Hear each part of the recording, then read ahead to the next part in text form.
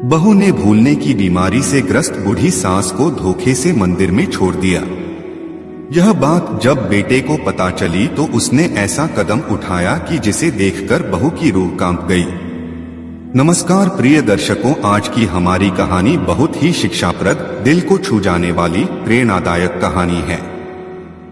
आपसे निवेदन है कि वीडियो को बिना स्किप किए पूरा सुनिएगा। तो चलिए अब हम शुरू करते हैं आज की कहानी।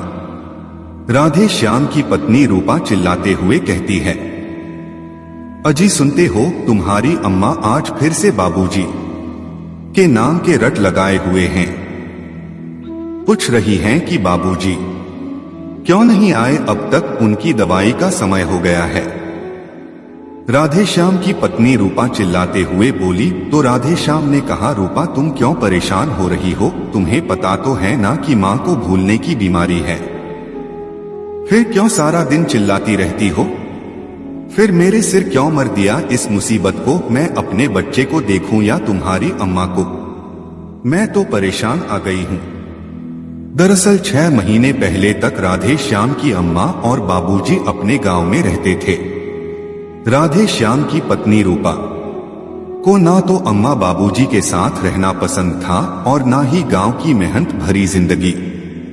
दोनों बेटा बहू अपने बच्चे के साथ उनसे अलग शहर में रहा करते थे।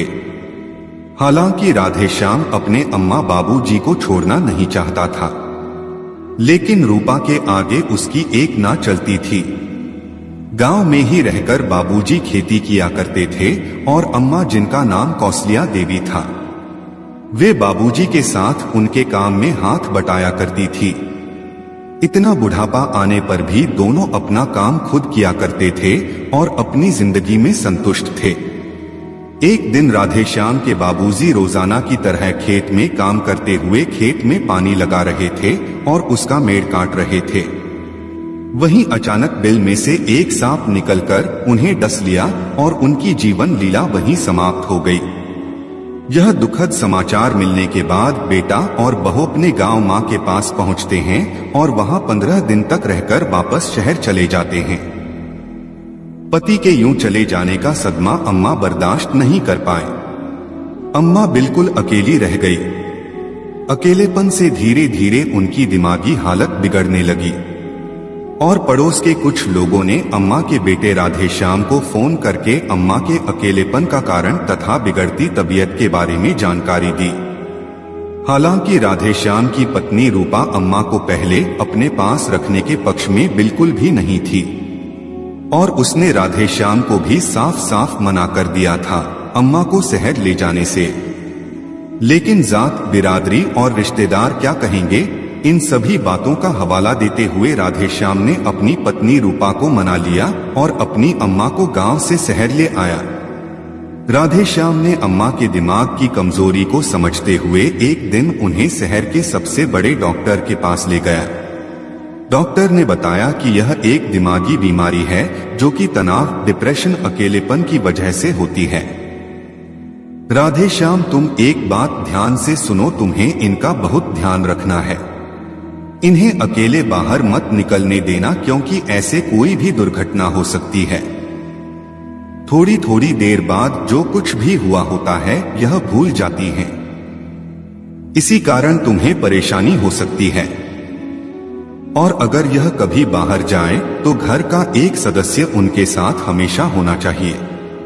डॉक्टर के यह सलाह और हिदायतें जब राधे श्याम ने अपनी पत्नी को बताया तो वह बोली, अजी कुछ नहीं हुआ है, तुम्हारी अम्मा को वो सब समझती हैं और सब सुनती हैं, बस परेशान करने के लिए नए नए बहाने ढूंढती हैं।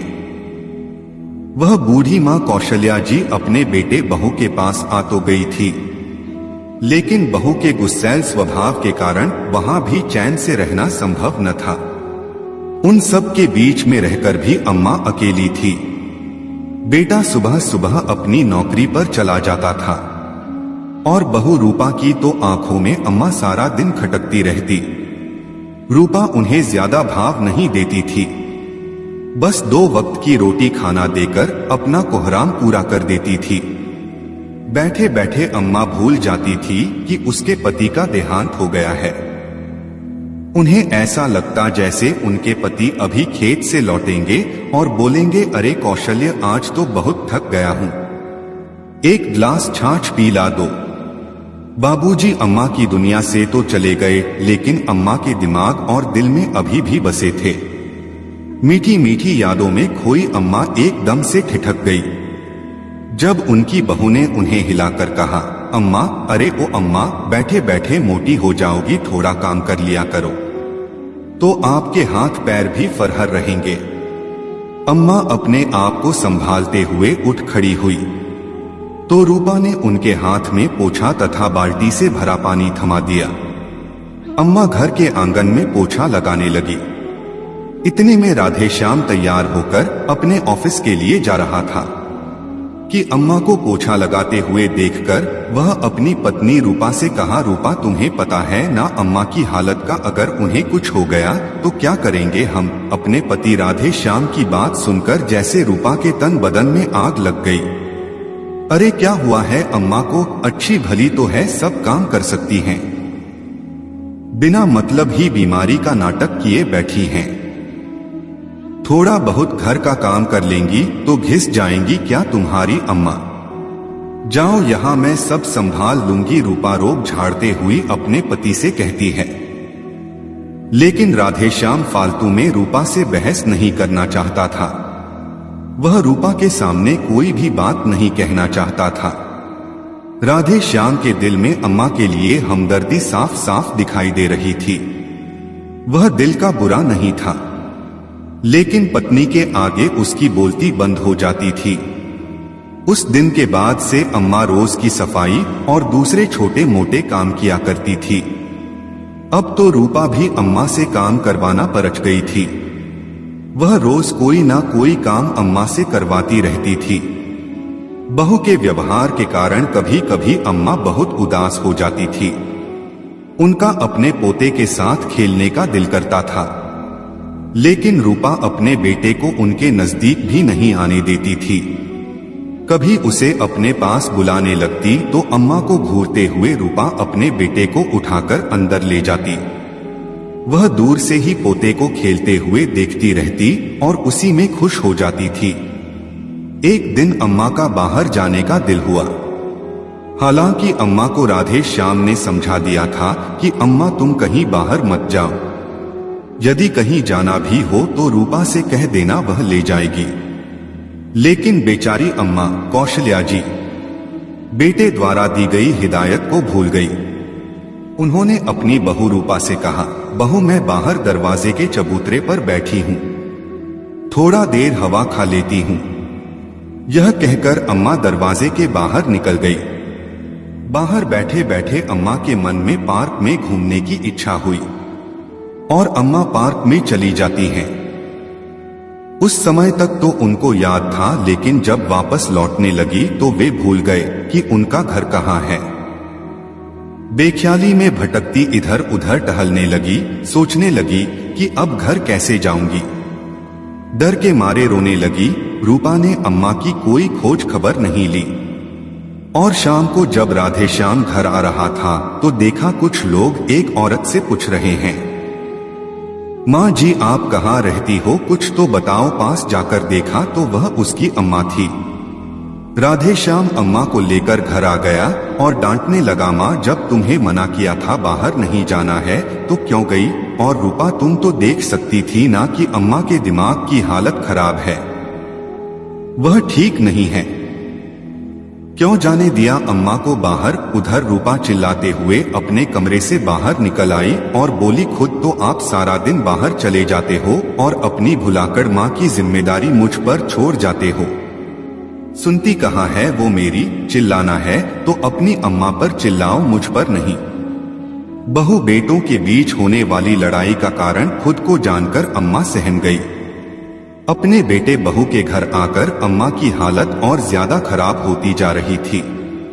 अब तो अम्मा की भूलने की आदत के कारण रूपा उन्हें कभी कभी खाना नहीं देती, क्योंकि अम्मा को याद ही नहीं रहता था कि उन्होंने खाना खाया है या फिर नहीं। अब फिर क्या था, लगे हाथ। उसी बात का फायदा उठाकर उनकी बहू रूपा ने एक चाल चली। रूपा ने धोखे से अम्मा का अंगूठा प्रॉपर्टी के कागज पर लगवा लिया और उसने गांव वाला मकान भी अपने नाम करवा लिया। और यह सारी बातें राधे श्याम को भी पता नहीं लगने दिया। अगले दिन रूपा का जन्मदिन था तो उसने अपने कुछ सहेलियों को पार्टी में बुलाया था। पार्टी दिन में होनी थी। उसमें सारी महिला मंडली ही थी। सखिया घर पर एकत्रित हुई तो उन्होंने सारा घर सर पर उठाकर धमा चौकड़ी मचा दी। फरमाइश हुई चाय पकोड़े की तो रूपा ने अम्मा को चाय पकोड़े बनाने के काम में लगा दिया। बेचारी बीमार अम्मा, उनके लिए फ्री की नौकरानी जो बन चुकी थी। जैसे तैसे करके बूढ़ी अम्मा ने चाय और पकोड़े बनाकर मेज पर सजाकर रख दिया। जैसे ही सबने खाना पीना शुरू किया, हे भगवान कैसा खाना है यह तो गले के नीचे ही नहीं उतरता।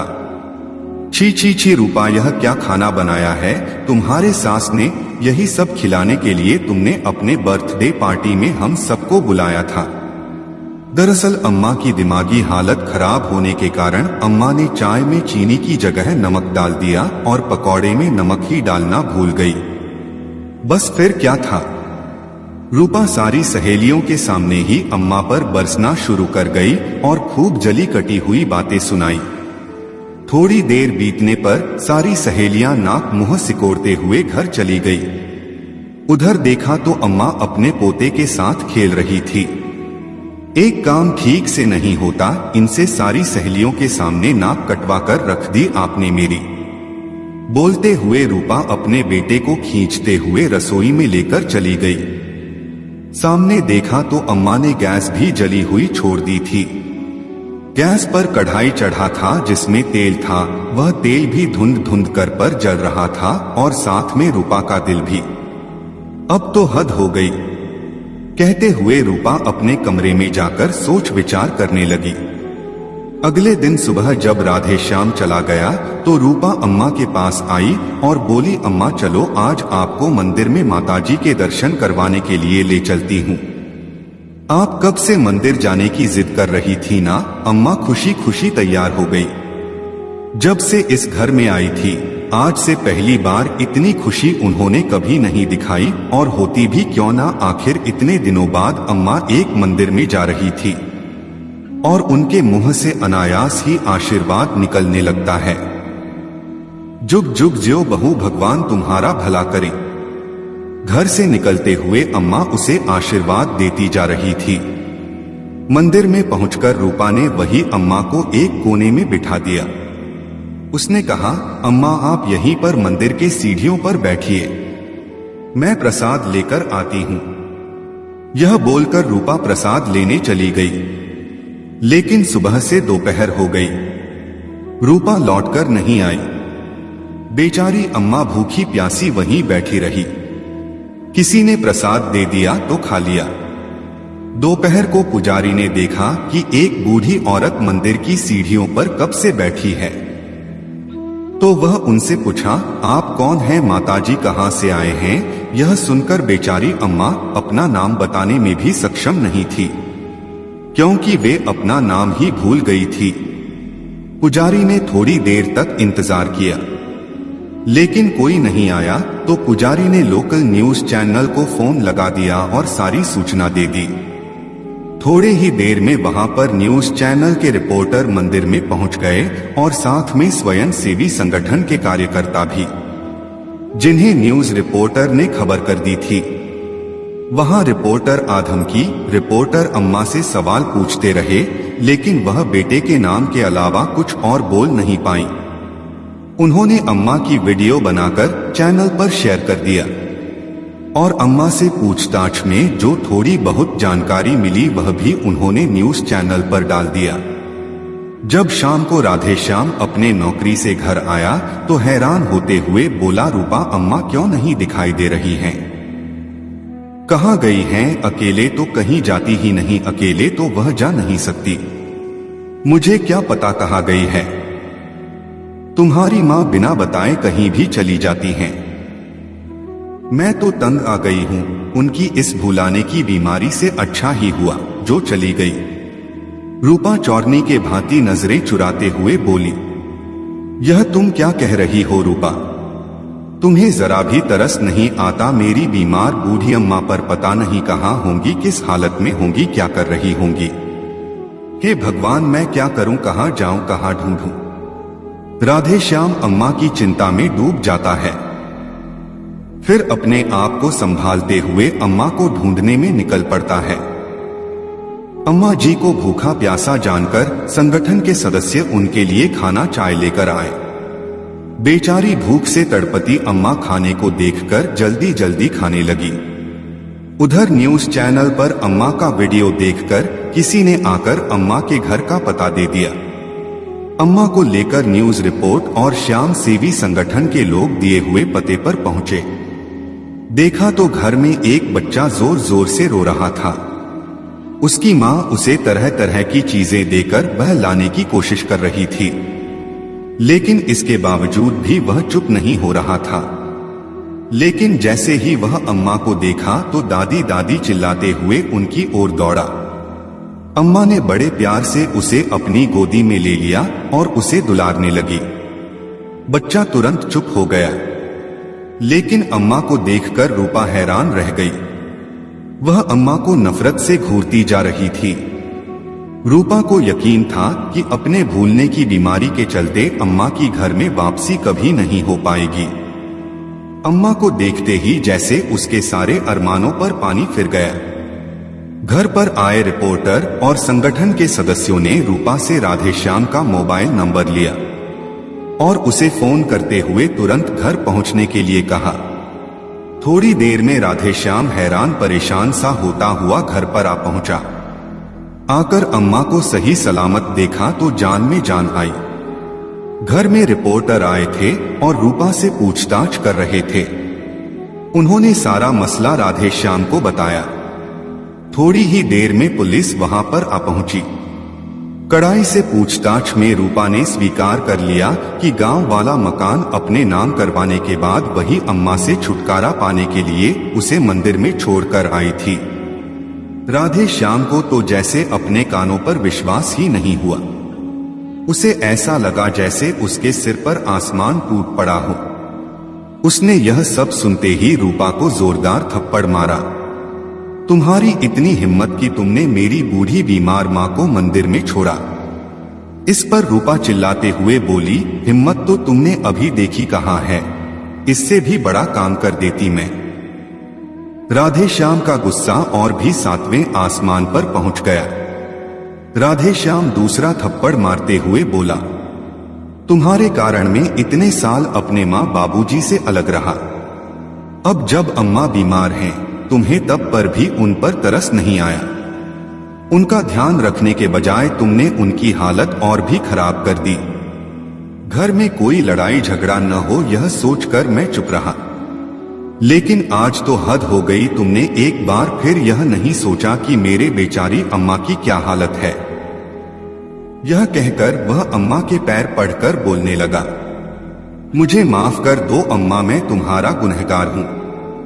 यदि मैंने शुरू से ही रूपा की मनमानी पर लगाम लगाई होती और अपनी बात कठोर तरीके से कही होती कि मैं अपने माँ बाप के साथ ही रहूंगा, तो आज तुम्हें यह दिन देखना नहीं पड़ता।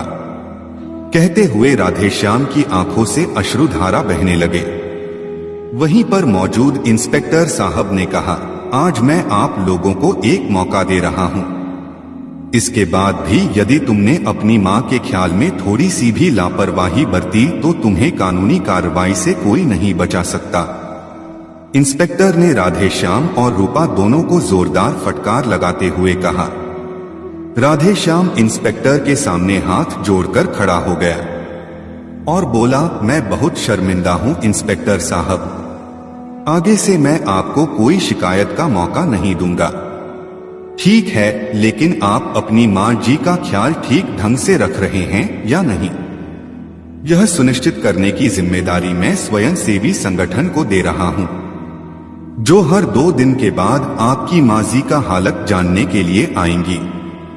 यह कहते हुए इंस्पेक्टर साहब चले गए।